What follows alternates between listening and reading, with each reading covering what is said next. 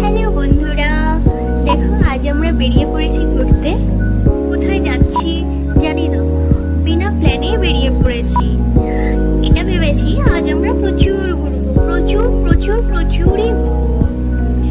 তো দেখো, এটা জামনগরেরই রাস্তাটা ভীষণই সুন্দর।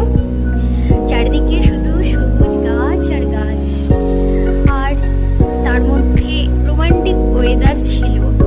বেশ, সব মিলিয়ে জাস্ট ওয়াও।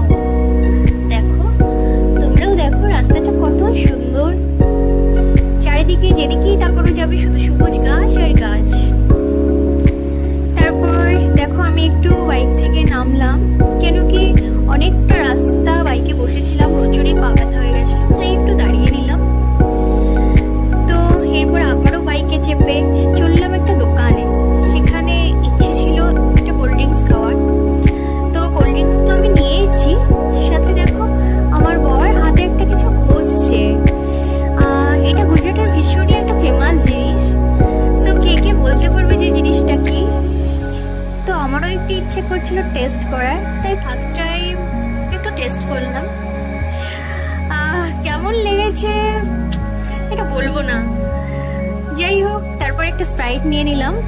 স্প্রাইটটা খেয়েছি, বরকেও দিয়েছি।